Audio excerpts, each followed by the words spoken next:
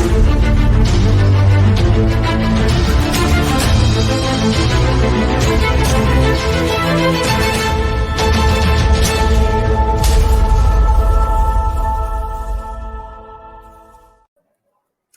everyone. Welcome to our Thursday night special edition of UGASports Live with Coach Jim Donnan. My name is Radi Nabulsi. I'm joined by Dayne Young and, of course, the Hall of Famer himself, the Georgia Bulldogs former head coach Jim Donnan, who is the star of the show, the reason you were all tuning in on a Thursday evening.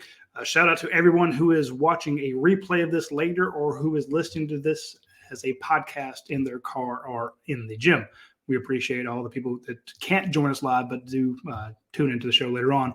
We appreciate you as well, even if Dayne says bad things about you. So a lot going on. The reason we moved the show to Thursday, normally we like to do it at noon. You know, we have our Tuesday crew that join us every Tuesday for lunch.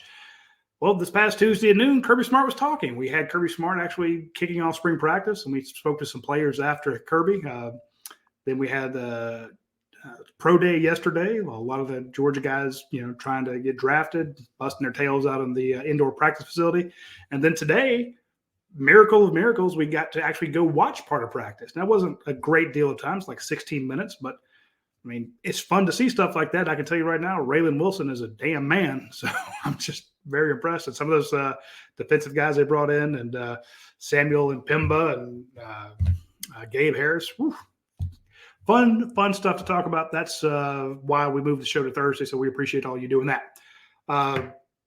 Before we get into some of the clips that Dayne has put together, Coach, let me go right off the bat and get your thoughts on Pro Day. Let's kind of talk about some of the guys who are on their way out, guys who are going to move on to the NFL, and then we'll talk about the guys who are here for spring practice. So let's give the seniority to the guys that kind of basically may have thrown and caught their last ball inside Georgia's practice facility yesterday. Yeah, there was a lot of movement there when they had the combine. Most of the guys did most of their testing level then. And yesterday was just mostly drill work and letting the scouts see them do their football-specific stuff. They had a really long workout with Stetson Bennett, who, you got guys like Matt Stinchcomb and those offensive linemen. I'm kidding, grading these quarterbacks, and I think Matt does a great job. But every quarterback's not going to throw every pass perfectly, and they were saying he was off some. I mean, it's hard to hit every pass, and then he had some different receivers. I mean, he had Matt Landers out there working with him. It's good for Matt to get in there, and so I think.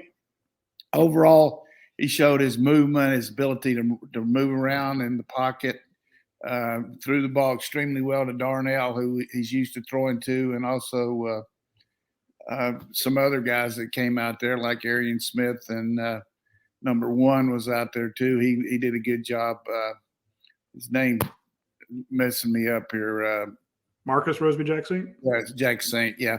So then the biggest deal was the fact that Carter kind of gave out a gas on the drills. Looks like he's been under a lot of pressure, no question about it. All the different things have been scrutinized with his life. And fortunately today there was a lot of good stuff came out about his involvement in the situation, particularly the fact that he was released after he was told he could leave after the wreck instead of just – people saying that he was, left the scene and all that. So, but he definitely didn't look in very good shape. He didn't show the quickness that is really one of his greatest traits for a guy his size.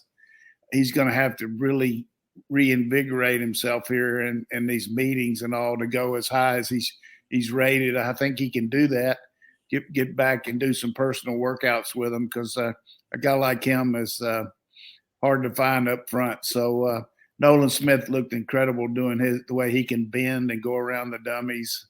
Just a tremendous athlete. And then, Keely Ringo did some good stuff too with ball skills and doing the defensive drills that he went through. But all in all, I would say the guy that just wows everybody, the people that the pro scouts keep talking to me about is Broderick Jones. Just the footwork, the technique he's got. Even McClendon looked good moving his feet too, but just he's just he's a first-round draft choice. I mean, he just looks good. He's worked hard. I saw him. He looks like he's trimmed down, but I don't know that he has. And then Warren Erickson looked good too. Warren's been in a real fitness program, and he can help somebody because he can play center and guard, and he's very intelligent. So we'll have a lot of guys drafted, that's for sure. I was talking to Trey Smith, his the agent for Nolan Smith and Broderick Jones, and Trey's basically says they're both definitely with Broderick Jones because he's a top 20 guy. And I'm like, okay, that's agent talk. I know that's where you want him to go, but when you talk to people who've seen Broderick Jones, they absolutely believe it. I think with Jalen Carter, somebody was telling me that he was having back spasms, so that could.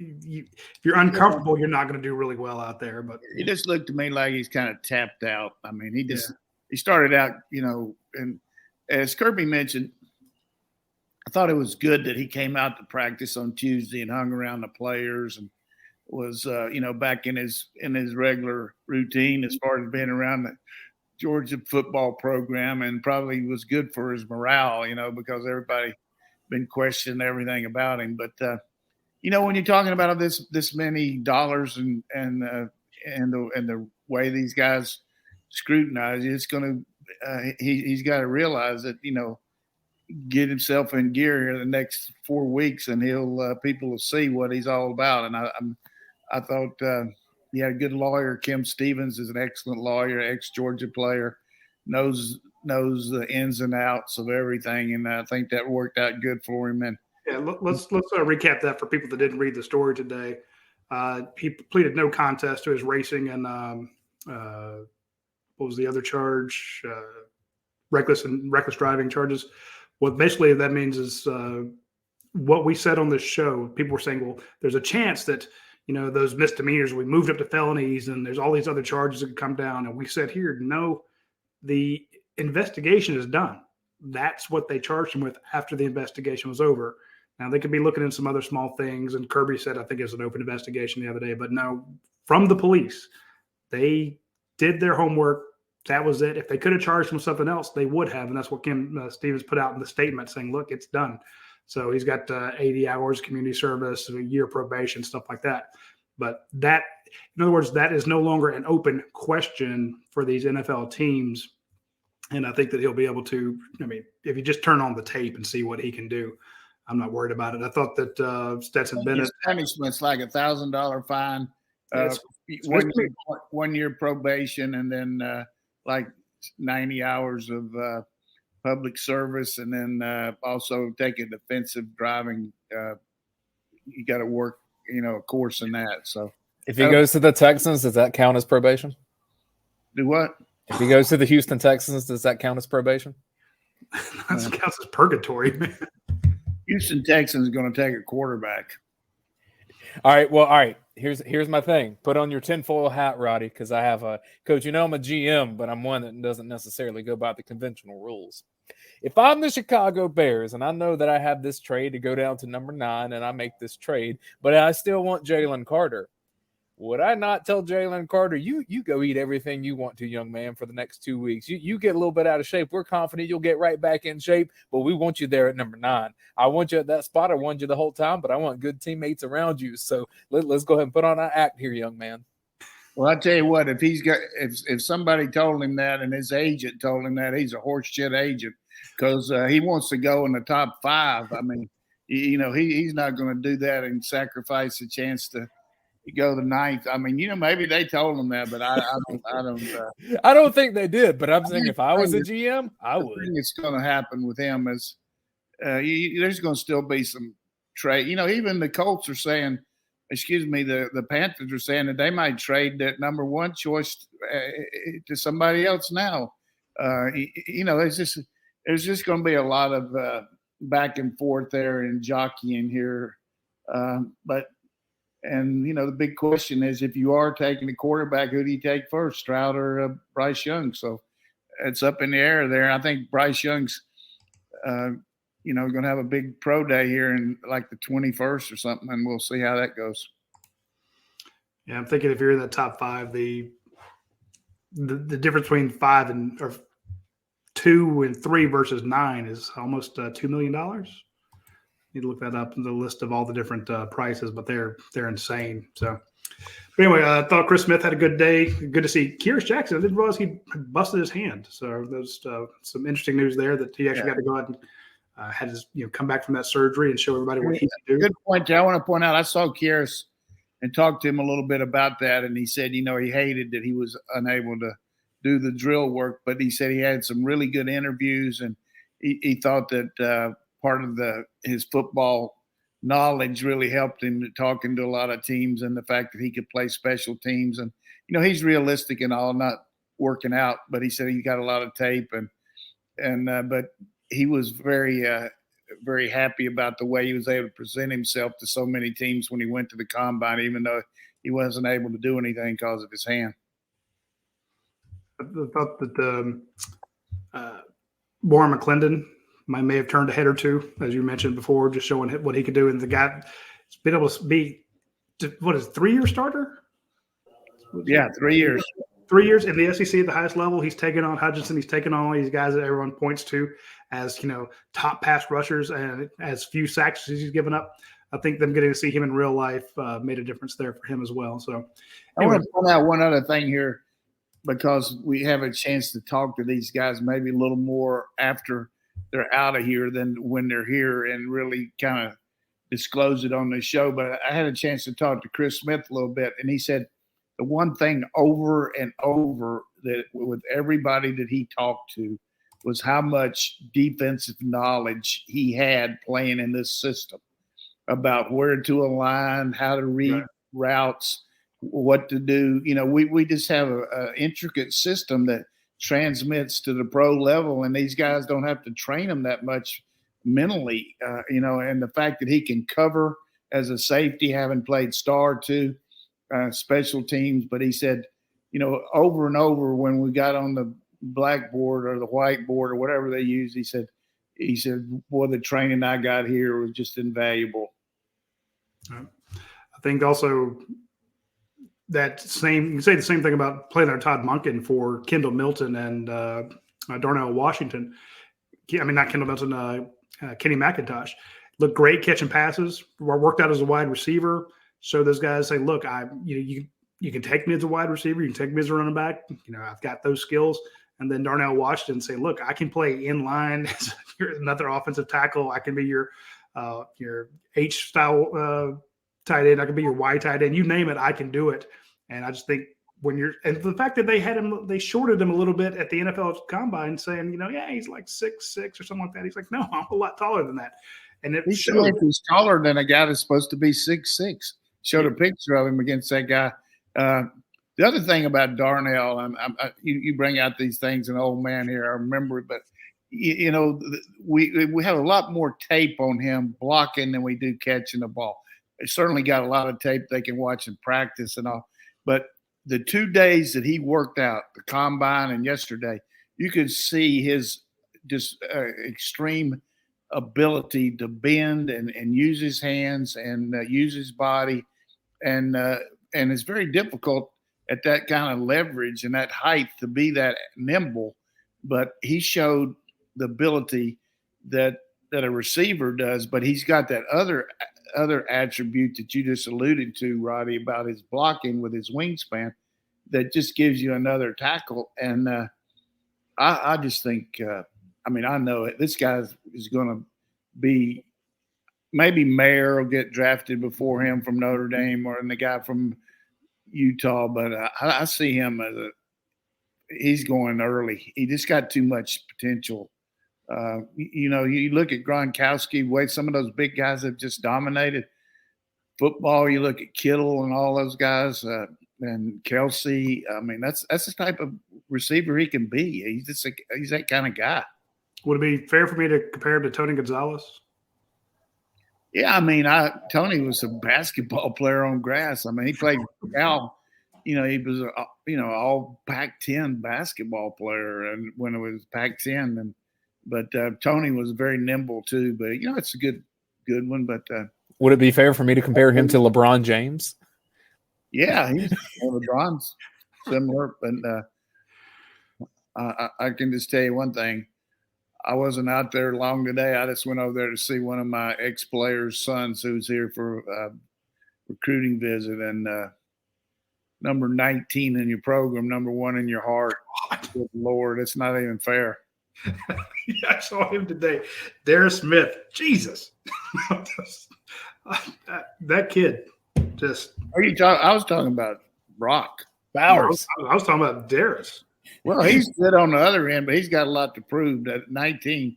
No, I mean, yeah. Well, we brought this up last week when I was talking to the NFL coach, and he's like the NFL head coach, and he's asking me about Stetson. He's asking me about Darnell Washington.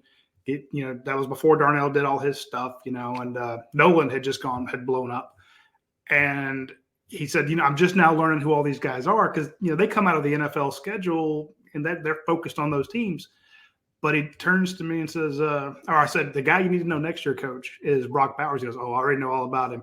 I checked to see if he could be drafted this year. So he was looking at what year is he? So he was all over Brock Bowers. And our man Radi giving it down to the head coaches now. He's big time. Just you happen to run into him if you're in the right place, right time, man. That was just, yeah. But it was funny. Well, he said, I don't know who he said, I don't know who that guy is from Dog Nation, but that guy right there is Radi Nabulsi. But he knows Rivals, so thank God I was wearing a Rivals T-shirt, or a Rivals polo. But so, Coach, it sounds like you have Georgia with 4 guaranteed first or virtually guaranteed first-round picks, and then maybe if Ringo could be 5. Yeah, I mean that's just I'm trying to be objective, but realistic. The way Nolan tested, even though he didn't play a lot, you got to think he's going Broderick.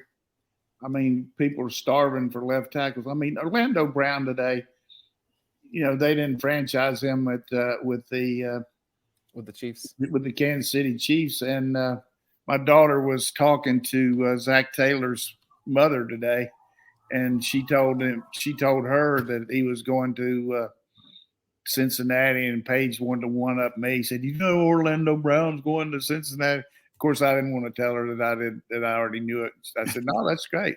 And she said, well, I was talking to Julie Taylor, and she said they were really happy to get him, OU tackle and all that. But but Orlando Brown, was a good college player, but when you look at Andrew Thomas and Broderick Jones and some of these guys we're putting out now, Salyer, those are good players. I remember going to see Orlando Brown back in the day, back in high school. And then I think I went to see him at GMC too. Yeah, he's pretty good. Well, let's turn the page a little bit and let's talk about some of the guys who were on Georgia's team. We kind of shifted there talking about Brock Bowers and Dare Smith and there's 21 newcomers on this football team right now. Ton of 18 early enrollees, 3 transfers. Some other guys I don't even know who they are. That list that they gave us was loaded with a bunch of new guys. And again, it's March. It's not like we're that far away from the championship game in January, but you can tell some of these guys have put on some weight, put on some muscle. It's a good looking football team, Coach. They look legit. Yeah, and they got something to prove, just like last year's team had. You got to forget about.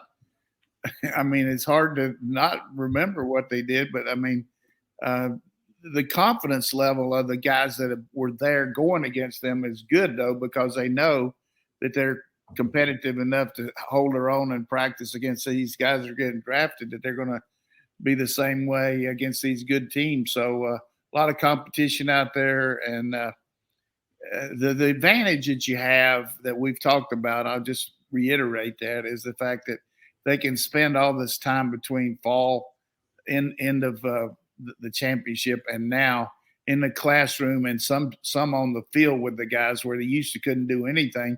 And the first time you actually had a meeting for spring practice was the first day, So just a heck of a lot of stuff is already installed, and the guys look like they know what they're doing so much better because you've got the mental part down, instead of guys going the wrong way and dropping the snap, all those things that just chap your butt as a coach.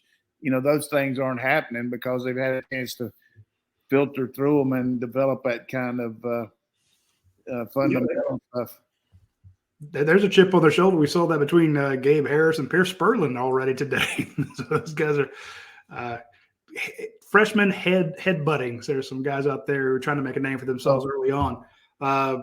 We have some clips that Dayne put together for us, hearing from some of the players that we spoke to on Tuesday. And we also have a new offensive coordinator. We got Kirby Smart's thoughts on that. We'll have that real quick. But first, I want to talk about our friends over at Prime Shrimp.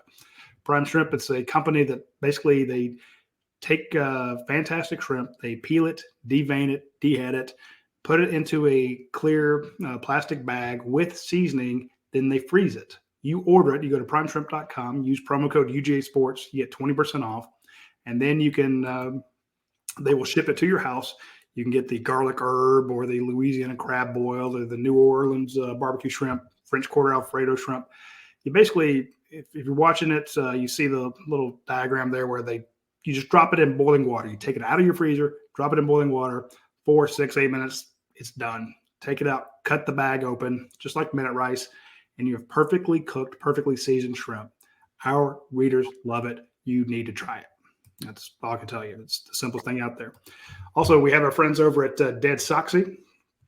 They make fantastic socks. Again, something our readers have tried. So many of our readers say, look, I won't buy any other socks.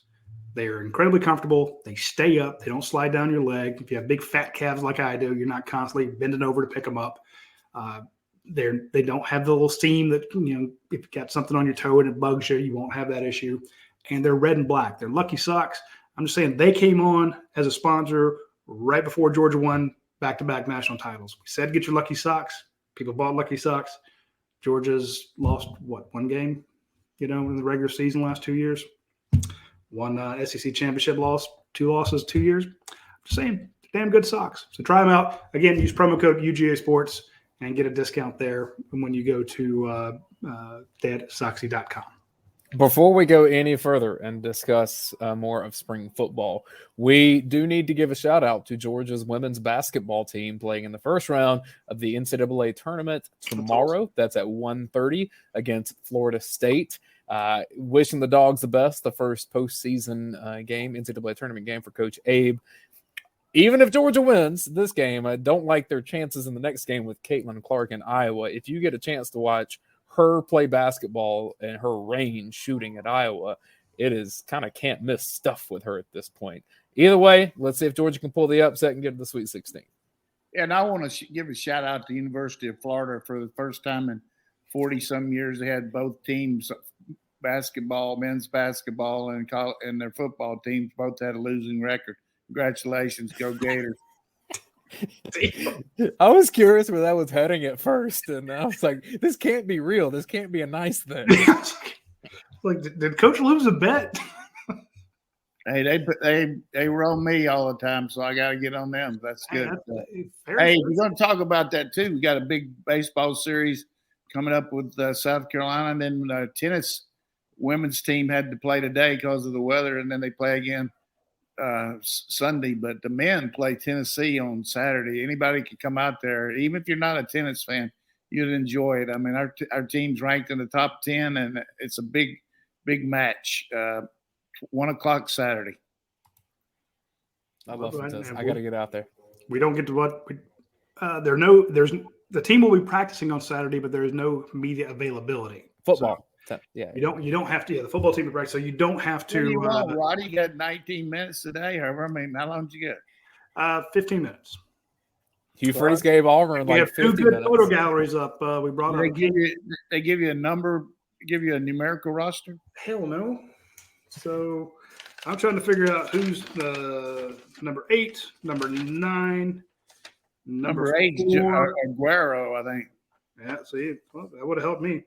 I got who's number 9 on defense? 19 is Bowers, Roddy. Number 9 on offense is Meek. Yeah, I know that, but I need 9 on defense, and I need 8 on defense. I mean, 4. Delp. Only thing I know is 5 is rah-rah and 6 is love it.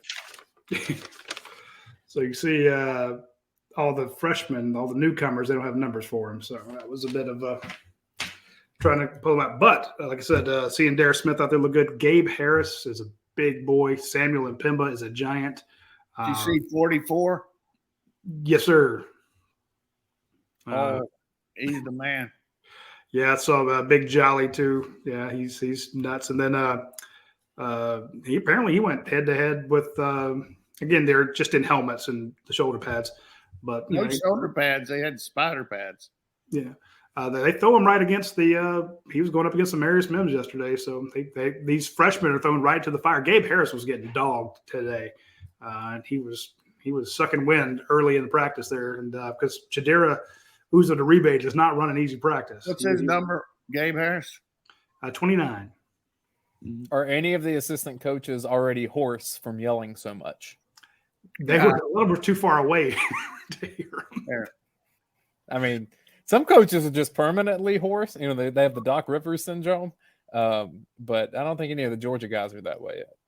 Well, I'm just I don't know what it's. I don't go out there much, but I never see a lot of yelling out there with our coaches. I mean, a lot of coaching and pointing out stuff, but you know, Kirby's got the microphone. He takes care of that. Yeah, he was telling Pierce Berlin, today's the last day in pad, or not in pads. So the next time we meet, we're going to be in pads. So Pierce is going to be able to – and he calls out everybody. He was getting after Smile Monday. He gets after starter, walk-on, doesn't matter who you are. If he's going to get you. You got to produce. The one that used to make me laugh the most was hearing Rodney Garner do his coaching, because I would bust out laughing. My camera shot would be blurry. He had funny lines, and he was about as vulgar as you could be. We had coaches clinic one time at Oklahoma, and we had this one guy that was a really good coach, but he had a tendency to over dramatize things when the coaches came, you know. And Switzer said, you know, one thing I'd like to have today is you guys coach like you normally do and don't put on a show when these high school coaches are here. And everybody turned and looked at the guy. I mean, it was bad. You mentioned about Rodney Garner. I remember one time they're doing the hoop drills. They're running around it. And he just kind of yells out really loud, "Why must I be like that? Why must I chase the cat? Nothing but the dog in me." Because at first you don't know what the hell he's saying. Then you realize, oh, he's singing a song. And again, they were doing the hoop drills. You know, they have the big hoop on the ground. You have a cat and you have a dog, and the dog's chasing. You're trying to catch the guy ahead of you. He gets a head start. And he was running his guys hard. So that was – I'll never forget that. I remember dying. But the guy that should be hoarse, or the guy who you heard a lot, even though he's on the other side of the field, was Will Muschamp. But I've never heard him not be able to yell at people. I don't care how much he yells. He will just keep going. He's got that coach voice. Just I hate to see what his vocal cords look like. They tore up. But we can hear from some of the coaches and some of the players. So why don't you tee those up, Dane? Yeah, so first let's hear about Zion Logue, the defensive lineman. He was asked about Cedric Van Pran lining up against him, and then what it means for Georgia for Van Pran to be returning. Players View said is that guy, and he's said he's been driven to be that guy ever since he stepped on campus, and I truly and solely believe that, because he's that voice that you want at the center position of your offense. He's the second quarterback. He tells Carson, he tells Stetson what we're going to do. He's the second quarterback, coach. Very smart guy. I mean, I'm glad we got him back. I mean, that middle of the line looks good with Truss and Ratledge and him. I mean, those are three veterans. And then Mims, there's not a better looking guy on the hoof in the history of Georgia football as far as just complete man. I mean, he's unbelievable, Mims, unbelievable. And he was towering over guys out there, and you got to feel bad if you're a Chad Lindbergh, you know, if you're a, Cedric Van Pran, you're any of those guys. You're like, I'm a big human being. I am a grown ass man. Yeah. And you look over at Marius Mims, you're like, I'm a child. Hey, another one that looks good on the hoof is Freeland. Woo. We asked Coach about him and Austin Blasky and some of those other potential guys to go out there and play that left tackle spot, because a lot of people are penciling in Ernest Green, and everyone's going to get a shot at it. Yeah. Kirby Smart had high praise for Monroe Freeling. Just Yeah. they looked to have hit a home run there as well. You remember last spring when he was talking about Michael Williams? He's not going to say it unless he's, the guy comes in there and knows how to work. And Green, of course, all of the players have a lot of respect for him. And it was smart by him going on and getting that surgery because he's ready to go again instead of having to miss all spring. When I ask about quarterbacks, I always notice Kirby keeps mentioning Gunnar Stockton's in there with the looks that he's given. He should. The guy's a player. Got good feet. And he's leading passer in the history of Georgia high school. He really benefited from this redshirt year, just like Vandegrift did last year. We got a good quarterback room there. All three of those guys, good players. Well, Kendall Milton was asked about it, and he was mainly asked about Beck and Vandegrift. This is the second part of his answer, starting with Vandegrift, and he ends talking about Beck as well. The one thing about Brock, he surprised me a little bit. Those legs, they'll catch you by surprise, and Brock can move, but he also has that arm as well. So, I'm excited to see just go through the spring, go through the fall, just being able to see the guys battle it out. And, at the end of the day, I'm comfortable with both of them. At the end of the day, I've seen them both make big plays. I've seen them both, show that they understand the offense. Little surprise with his wheels. Let me just ask you one question. How much you think Milton weighs? Don't look at your sheet, Roddy. I'm not. I'm looking straight in the camera. 218. General manager? I'll go 225. Sounds like we're getting on the prices right. $1.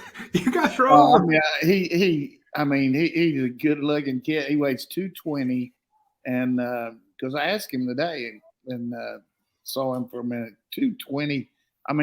Just look at him right there. He looked like a guy weighs about 180 pounds. Well, I knew that it was going to be more than what he looked. That's why I went higher.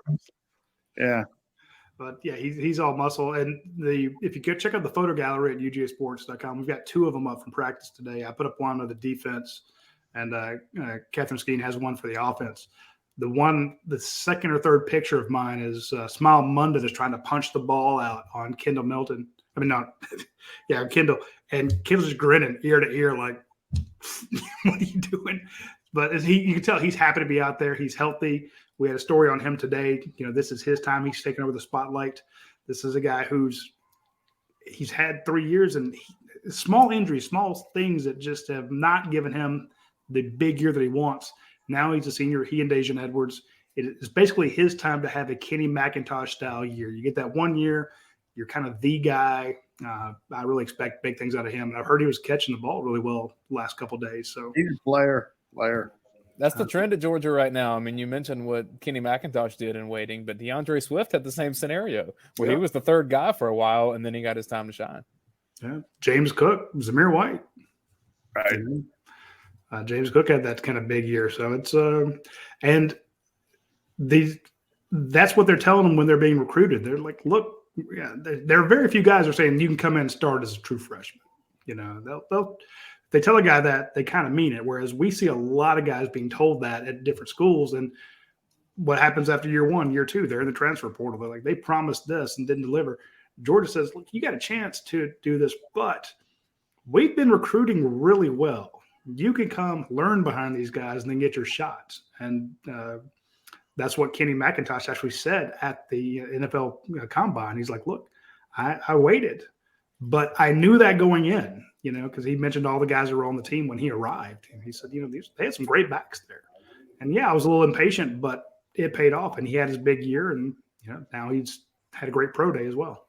You're supposed to name drop again and say you talked to an NFL coach last week that talked about James Cook being around the NFL and being a Georgia guy. And then talked about you talked about Zamir White being up there. You start looking around the pros right now, though, and you just start seeing, like, all these different Georgia players that are featured at running back. And, Coach, I look at the roster at Georgia, and I say, even if you go beyond the scholarship guys, a guy like Cass Jones would play in a ton of places across America. Yeah, and he's special teams ace, too. He's back out there already. Off of, I think he broke his ankle. I'm not sure exactly. I don't think he had surgery on the knee or anything, but he's back out there. I mean, that guy is fast and he's tough, and he's a good player. I'll take Savon Clark too. Oh yeah, Take him anywhere in the country. Let's go, Savon. Well, the decisions on these offensive personnel things are going to come down to Kirby Smart and Mike Bobo. And of course, Kirby Smart was asked, why did you promote Mike Bobo to offensive coordinator? And he cited cohesion with the team, continuity. And I actually thought he had a pretty good reason that a lot of people didn't consider beforehand in this discussion. Kirby was ready for this one. And I thought it was important to keep that dynamic in the room set because we weren't losing multiple coaches. I think Mike has grown a lot since he went out to Colorado State from the time he spent here. I went against him at South Carolina. I went against him at Auburn, which gave me ultimate confidence that he would get this job done. We played them with probably the most talented defense that I've been a part of, and they went on a 16-play drive there at Auburn against us in the opening drive of the game, and just got a lot of confidence in his leadership skills and what he'll be able to do offensively. good point. And then they came within the Nats ass of kicking Alabama that year. The one year Mike was the coordinator, and good scheme on them all day. And Cadillac Williams had to run out of bounds. They probably would have won that game. But I think it's always Thank Bigsby. Cadillac was coaching him to run out of bounds. My bad. But the thing that's unbelievable about all this is there's always going to be more questions about coaches and things like that than anything around Athens. I mean, that's just the way. But if you just look at Kirby's track record right now, personnel-wise, been awesome. What he's been able to, the people he's brought in here to supplement the coaches that have left. I mean, one after another. I mean, offensive line, we needed a guy right away. You got Matt Luke, and then Matt decided to retire, and he got Stacy, who blended in. He'd already had some, and he got Muschamp to come up after being a SEC head coach for 7 years in the Eastern Division, and he continues to do that, and he's going to do the same thing with some analysts that he's getting ready to bring in here that they'll probably announce pretty soon. So, I mean, he knows personnel, what needs to happen with the team. And talking to recruits that occasionally, like I do, or see them, the one thing that is overwhelming is the depth of personnel that take care of the kids here, whether it's nutrition, strength and conditioning, academic, which is number one, just the whole process. We got 5-star people in those roles, and that helps create a morale base. If a guy's happy going to class and what he's eating and the equipment he's wearing and the treatment he's getting in the training room, and those are all things that are not negatives, and it's hard enough to win your job as a football player if you're not happy in the other areas. It's very difficult. So we got really good staff here. I thought that when he was talking about Mike Bobo, he mentioned, he's not the same guy that he was when he was here. He's been a head coach. He's been offensive coordinator at 2 SEC teams, and it's funny. In any other business, if you work at a place, then you leave and come back, you're usually thought of, they're given credit for having expanded your talent, your skill base by going somewhere else and coaching or learning a different, even if it's a different branch within the same company. You did it in a different town with different dynamics. And I think a lot of people are giving Mike Bobo short shrift. And when I look at what a lot of the fans love about Kirby is the way he loves his team, the way he loves this program. This is where he went to school. He fights for Georgia. That's Mike Bobo too. So I'm just gonna say that Mike Bobo is going to give you his all to win on Saturday, plus recruiting and developing and game planning. Because who wants to win more than Mike Bobo for Georgia? Nobody. So again, I may not get along, but I respect him. I thought another point Kirby brought out was the cohesiveness of the staff. The fact that the history that staff has together with Coach Mack and Searles and Hartley have all been with Bobo in previous stints. So that's a good point. That they know the intricacies of this offense through Munkin, but also what they anything that he might want to add. They've already worked. And then, of course, Coach McGee has been around here, and his involvement in the overall program cannot be shortchanged. I mean, this guy is a dynamo as far as the way that these players look up to him for counsel. I'm talking about not just the backs, everybody. I mean, he is a very highly respected guy that the players know is going to be hard on him, but at the same time, he's going to have their best interest. And he's just a really good mentor for a lot of guys that he doesn't specifically coach. But I just hope I know he's going to probably become a head coach here, and I would never begrudge him that. I just hope he can keep on trucking like it is, because it's pretty impressive the way he has the kind of the character of the, he's got a good feel for the team. Yeah. Very good feel for what needs to be, and Kirby relies on that, because Kirby can't be around every kid as much as some of the assistant coaches. And, you have no idea the draw that a coach has. I just pointed out, like today, there's alums there that want to see him. There's recruits there that want to get their picture made. There's press there, Those bastards. Yeah. Well, you got to make something of it. And then you got special teams meeting he's got to go to set that up. And then, he gets paid and all that, but there's a lot of people just drawing on him there, and he just does a really good job of moving around and taking care of what he needs to, and making sure that all the things happen. But there's a lot of things that go on, like a CEO of a company has to be involved in so many things, but Kirby is more hands-on coach as a head coach than most guys that I would go out and watch when I did TV and all. And as we've said many times, he's one of the few guys that can coach every position. He's got that ability. I think I could coach most of them. Offensive line, maybe I wouldn't do as good, but he could coach them all, plus the special teams too. Do y'all realize that this is Kirby's 8th season as Georgia's head coach? That was a big number when I saw that the other day. Yeah, time flies, man. And then, Coach, to your point, I think when you're talking about Dale McGee and the stuff that he can help get off Kirby's plate, that's pretty big. So I want to take a quick break here. You're talking about mentors and how Dale McGee can be a mentor. I want to mention our friends over at My Perfect Franchise. If you're looking for a mentor to help you in, change your career, generate a new revenue stream for you, give you direction, get you out of the rat race, out of your, punch clock, job, and into something where you are the boss, where you control your destiny. Reach out to Andy Ludecki at myperfectfranchise.net. There are 3,000 different franchises out there. He will guide you to something within your price point, within your time constraints, within your goals, what you want to do in your life. It doesn't cost you anything. You can reach out to him, phone, text, email, smoke signal, whatever you want to do.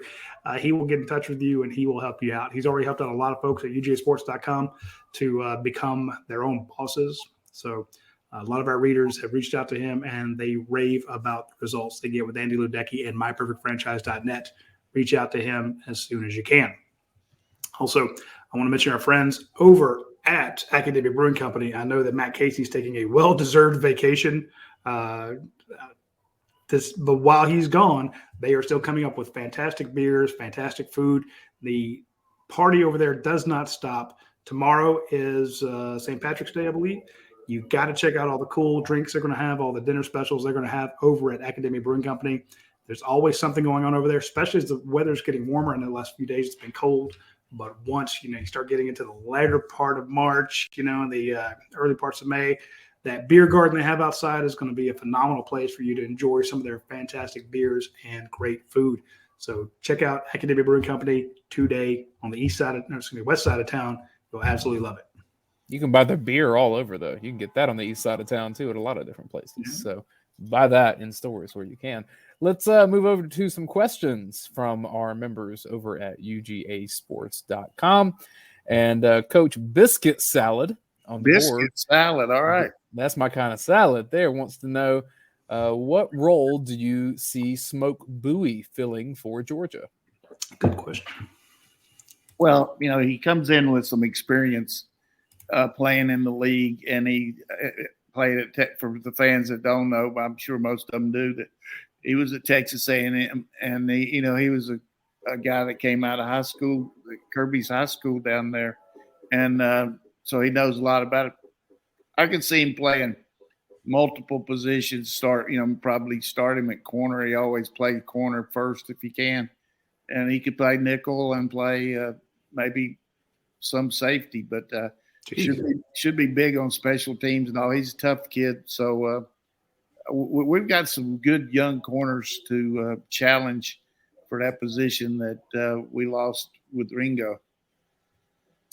More questions on Mike Bobo. This is from Big Old Dog, which I guess if you have biscuit salads, that makes you a big old dog eventually. If you were Coach Bobo, what twist or wrinkles would you add to the successful offense that Coach Monken ran the last 2 years? I would put in a slow screen to settle the rut. I'd put more action with the quarterback on quarterback control runs. I would have a little bit less formation-wise plate right now. Just really concentrate on our 12 personnel, and then split it out maybe a little bit more 11.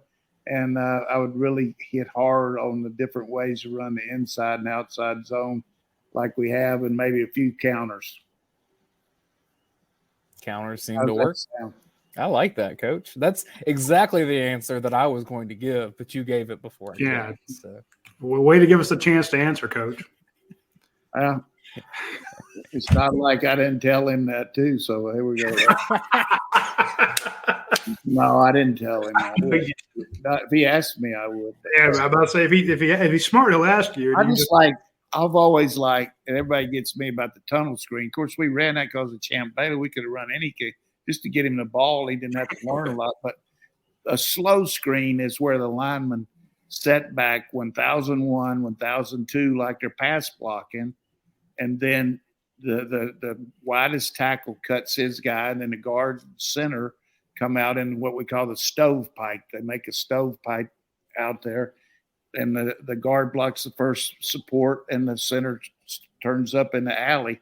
And it's just the guard, the back times it up with the guard and just stays right with him and doesn't leave till the guard leaves. And then you throw the screen to him, and it helps you protection.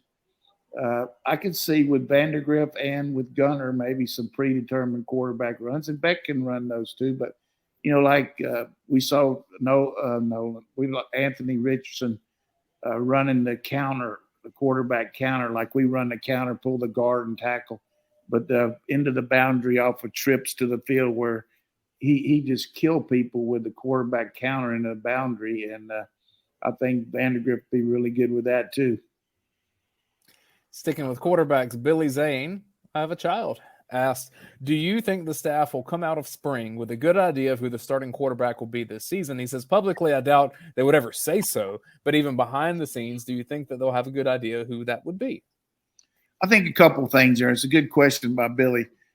First of all, there could be, if somebody really asserts themselves and the other two just don't do anything, and then that's going to be very hard to go into fall camp thinking that those other two are going to be able to do something.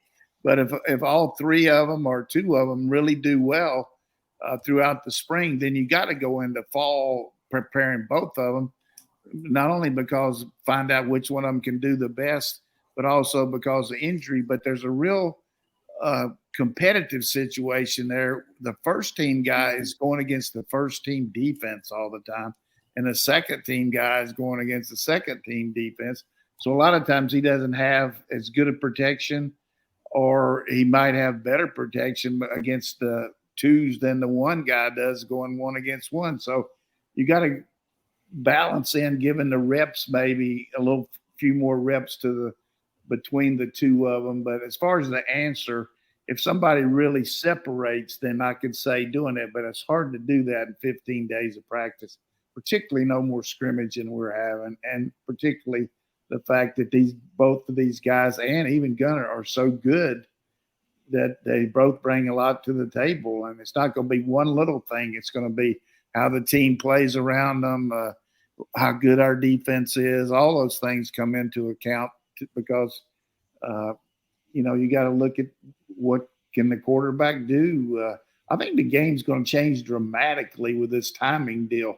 If you get behind somebody, it's going to be hard to catch up if you're down, which is probably not going to happen with us. But you get down 2 touchdowns and the clock's not stopping for first downs, and all of a sudden the team's really running that clock. I mean, you're going to have a hard time coming back. So you better have a quarterback that's going to take care of the football, is going to do a good job decision making. I remember Kirby talking about what was it about Stetson that he felt like he really improved on decision making, And I watch these high school games. A high school coach puts his job on the line on Friday night based on a 16, 17, 18-year-old kid, how he's going to make decisions out there when the band's playing. The same thing's true with college quarterbacks. Not so much what you do, what you should do right, but what you don't do wrong. I mean, those are killers. I'll defend Kirby here for 1 second, because he always drives me crazy when he's got an injured player, and the guy's got a broken ankle, and he's like, oh, he's day to day, or he could have gone back in. I'm like, he was missing his head. He couldn't have gone back in. But, so sometimes Kirby does coach speak, but he's been asked a lot of questions about the quarterback situation. I don't think he's giving us coach speak, because he's asked specifically, will you name one? He's like, I just don't think we have enough practice time to name one. We'll learn a lot more in the 23 practices prior to a game. And he mentioned exactly what you did, Coach. There's only so many times I get to put pads on. Of course, you're never hitting a quarterback, but you're still going live. Your whole team, you got the 2 scrimmages that, and plus G-Day just doesn't have enough time. And he's also asked, people are trying to – that's our job, is to kind of dig, what about this quarterback versus that quarterback? And he said, look, we got 3 really good quarterbacks. And he told us his conversation with Todd Monken. And Todd Monken's like, you got 3 really good quarterbacks. So as much as I give Kirby shit about the fact that he uses, excuse my language, coach speak sometimes, I think he's being honest with us when he talks about this quarterback situation, saying we don't have enough time in these practices to really lock in on one guy. And he was asked point blank, in a perfect world, what would you like? He's like, I like my quarterback to be the starter from last year, a guy who's had a year of experience. And we don't have that, but we got 3 good guys. So we all want the answer, but they don't have it. The other thing that the fans need to take into account is between the end of spring practice and the first of practice in August, volumes and volumes of 7-on-7, of meeting time with the coaches, getting more familiar with Coach Bobo and whoever the analysts are that are helping too. I think it's just you could probably stick a fork in one of those quarterbacks right away if you all of a sudden you name a guy. But he probably should have one stuck in him if he doesn't do good enough to win the job in the spring. But I don't think that probably these 2 guys are just so good, both of them, that they both deserve a chance. And whoever his quarterback's going to be is going to be good because of the supporting cast. I mean, we got some players out there. I mean, some difference makers. I mean, really good players. I mean, Coach, I want to go further down the depth chart here for this question. Last year, Kirby Smart raved about the looks that the scout team, and players did too, that the scout team gave the first team, offense and defense. And Gunnar Stockton was that scout team quarterback majority of the time. Now that he's quarterback number 3, or maybe he goes up further than that, whatever, you have those 3 at quarterback. Is this just a walk-on that's doing scout team at this point? Well, you got Muschamp out there who's pretty good. I mean, he's a very serviceable guy. He knows the offense, and he can do a lot of things. And, of course, you're running them off the cards. And they'll probably bring in a walk-on quarterback too, probably just from an arm standpoint, because you not only running scout team 11-on-11, but before that, you got guys throwing routes against the defense, routes against the linebackers. I mean, your arm will fall off if one guy's just throwing that inordinate amount of passes. So it takes a lot of people to get your defense ready. And then offensively, you got to have some people over there on defense to, Kirby made the point about how good Bear Alexander did on the scout team. And then, then he started getting more work. And as I was talking to this recruit that I talked to a few times, everywhere people come in, you see guys. But the thing that Georgia does that I think that most schools don't is they let the threes take some time when ones and twos are resting, and they really look at these guys. And it might take a little bit away from your preparation for the other team, but and it's a little easier to do it when you're playing Vanderbilt or South Carolina or somebody like that instead of Alabama. But those threes really are a lot better now coming into spring practice for all the work they've had. Even if it's 12 plays a week, they've gotten those, and the coaches know about what to work on with those guys. Really impressive the fact that they give a little bit, as I say, Rob and Peter to pay Paul. Really, seriously, that's what they do, and these guys are ready. And I had another family tell me that they came in here for a visit, and they were just amazed that when they sat down in a meeting with the position coach, that the coach had all this kid's high school tape and had it broken down and showed the kid what he felt like he needed to work on. Now, I know we got a lot of people that do stuff that help and all, but that had to be impressive. I mean, all of a sudden, instead of just a highlight film that a coach has and all, I mean, he requested all his games, broke it down, and showed that kid what he thought he needed to work on now. We see that a lot when we talk to recruits, when they talk about their visit. And there were a bunch of recruits in town today. There'll be a lot more this weekend. It's going to be a huge weekend. If you missed Monday's Rumors versus Facts show on this YouTube channel, you need to go check it out because they talk about a bunch of guys. And hell, they had the 2 5-star wide receivers in last weekend. One's committed to Ohio State and Jeremiah Smith. Georgia's working on him and JoJo Trader. So recruiting is always nonstop, and we see that in spring.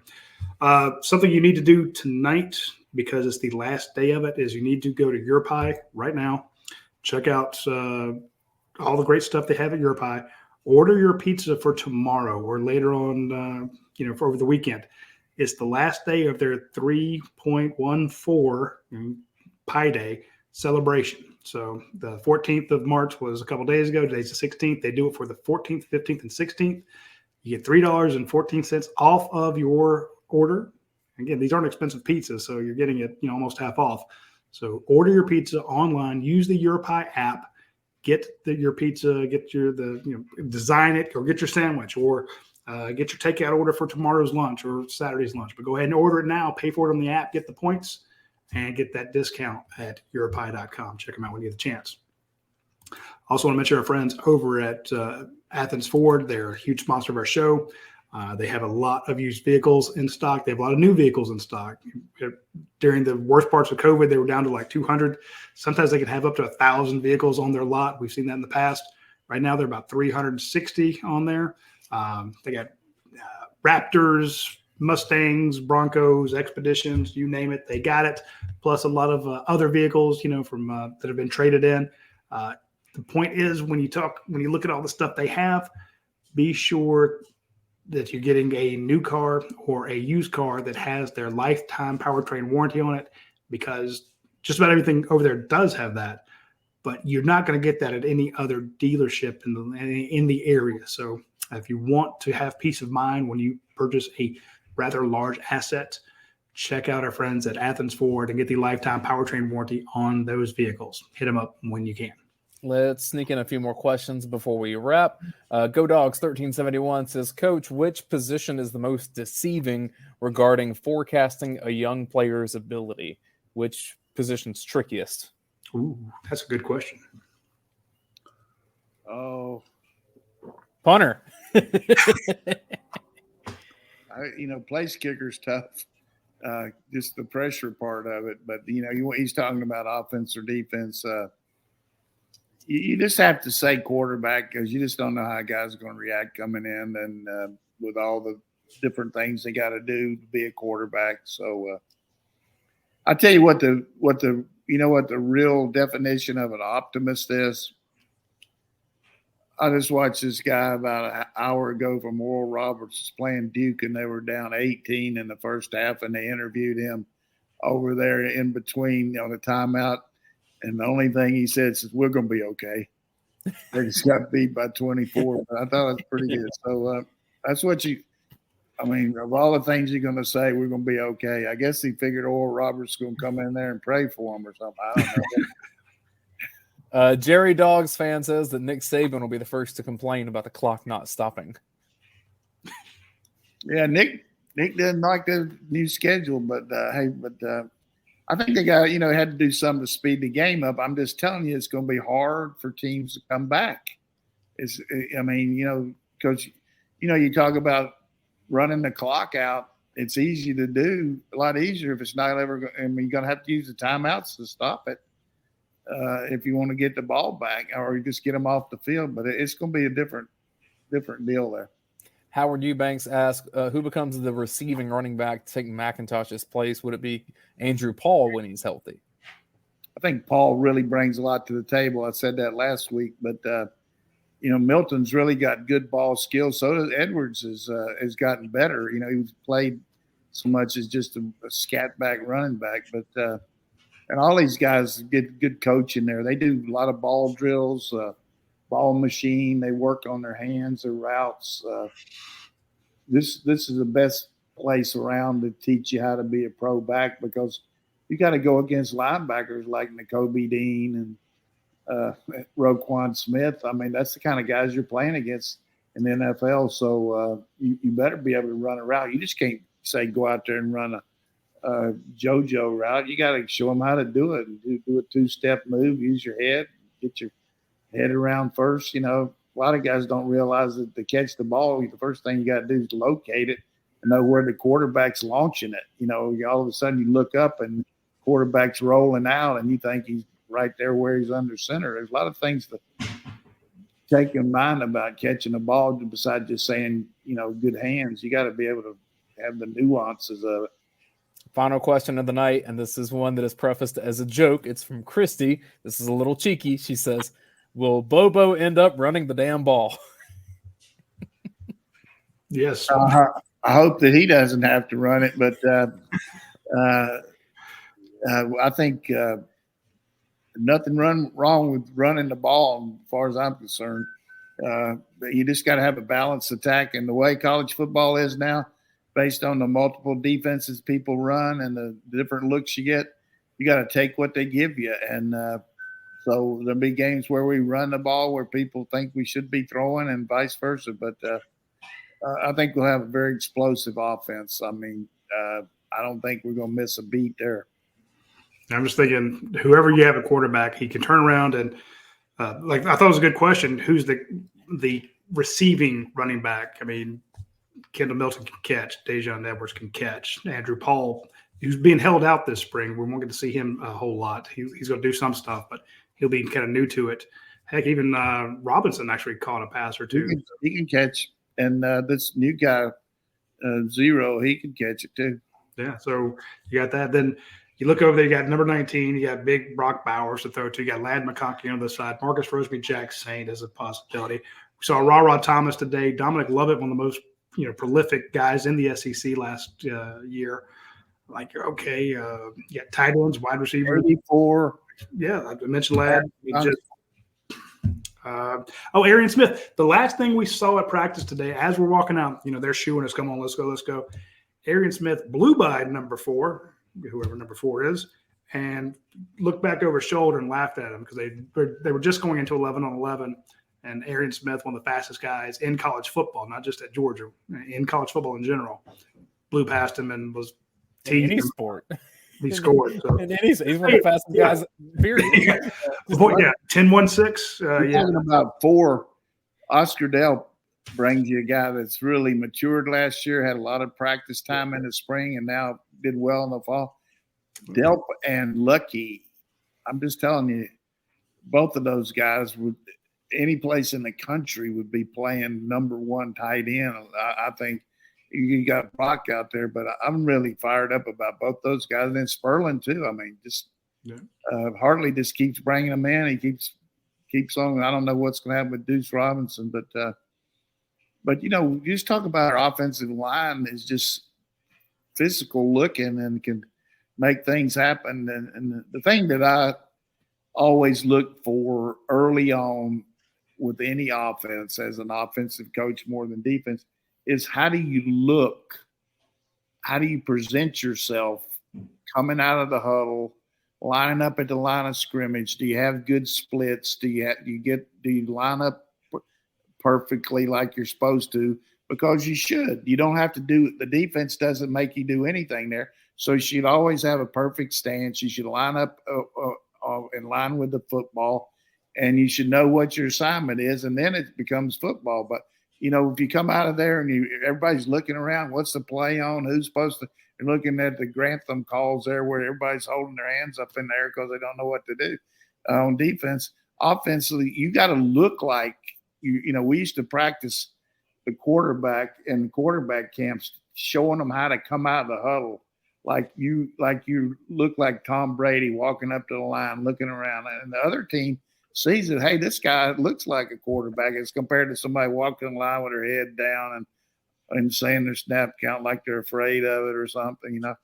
And I just think that we do a great job of making our kids not lose, not being offside, stupid penalties. You know, we do a good job on that with the multitude of motions that we have and the shifts. I don't think anybody on the site could say, write a note to Roddy or Dayne and look like our team ever looks like they don't know what they're doing. I just don't see that. Well, what I said earlier in the show, I've said the way this team looks, and I want to echo what you said about that when they come out of the huddle. I've been doing this will be my 30th year covering UGA football. I started in '93, and there have been years when they come out of the huddle, you know, lining up against an Alabama or Florida team, they were beat. They were already beat before they got there. But when these guys spin around, and it's, you know, Warren McClendon, Broderick Jones, Cedric Van Pran, Truss, you know, Tate Ratledge, they turn around. It's just this wall of humanity, and they march up almost like a damn drill team. You know, they look like, you see these guys when they drill, it's that precision and that confidence when they walk up to the line. Then you got the tight ends over there. In your head, you're a little bit like, these guys know what the hell they're doing. Now they're two-time champs. So in your head, there's always that intimidation factor. Alabama had it for years. You know, Clemson had it there for a little while. Ohio State's had it. Oklahoma's had it. You know, some of the big teams, you know, when you know they're going to be really good. Georgia has that now, and it's not just the size of these guys, it's the way they carry themselves, knowing that, you know, we've got confidence across the board. And, you know, you're playing from behind even though the score is 0-0 because the way, as you mentioned it, Coach, the way they come out of the huddle, the way the defense is flying around, the defense is constantly confused. You know, I mean, a guy might be out of place. You might beat him on a deep ball or something, but it's not over and over and over again. And this is not something I've seen in my 30 years of covering ball. The last 3 years, this is a different era. So, hey, the Auburn Tigers men's basketball team just closed out Iowa, so that is 4-0 to start out for the SEC. Alabama through, Missouri through, Arkansas through, and now Auburn through with Tennessee and Texas A&M on deck. How about Virginia Wahoos go down again in the first round? I mean, good thing they won the national championship in 2019. Arizona down too. I mean, go Princeton! Herman Purple Paladins.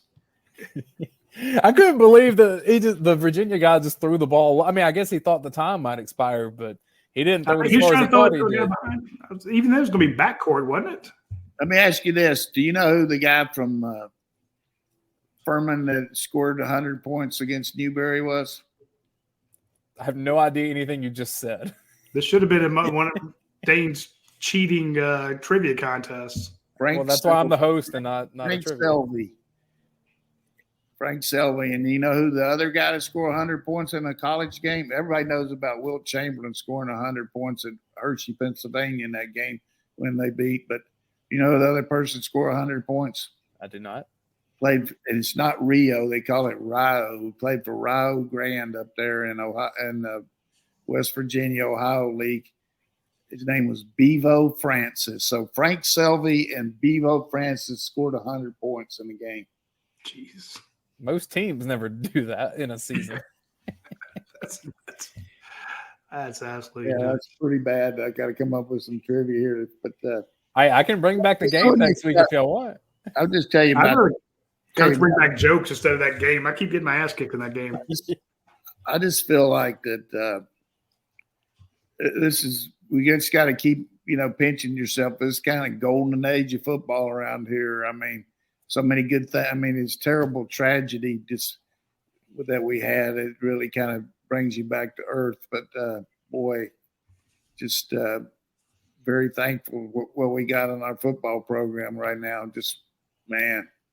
Yes, sir. Well, that's all the time we have for this week's show. We appreciate everybody tuning in. We want to give a big shout out to all our sponsors. Please hit them up and use the promo code UGASports, and most of them. It helps us out, and we appreciate you supporting those who support us. Tune in next Tuesday at noon. What about how do these people? How do our fans like the night show? What do they say? Yeah, let us know in the comments if you'd like the show in the evening or versus Tuesday at noon. Let's make sure that Kirby's not doing another press conference at noon next Tuesday. Yeah, we don't want to compete with the man. Yeah, we don't like competing for that. Also, be sure to follow us on Instagram and TikTok. We're on TikTok. We got TikTok? We're on TikTok. We had when I was up at the combine, we had almost 1 million views on our TikTok videos. But we're also doing Facebook Reels, YouTube Shorts. You can find. In other words, if you don't want to watch the entire Kirby Smart press conference, you can just go to TikTok and find the quick hitters. Same with Instagram. Follow us on Instagram, and you can see the big time, man. You big time. I mean, interviewing these pro coaches, and I used to know you when you had holes in your shoes, man. I still have holes in my shoes. That's why I need people to follow us on TikTok. I mean, you can see us on all those platforms, or Roddy may just drive over to your house and talk to you if that's what you. Yeah. Hey, yeah. If you want us to come speak to your Bulldog Club, we'll do that too. So hit us up when you get a chance. And hopefully we'll be back next Tuesday, depending on what Kirby Smart decides to do with his press conference. If not, we'll try to do a night show. For Dayne and Coach Donnan, I'm Radi Nabulsi. We will see you next week.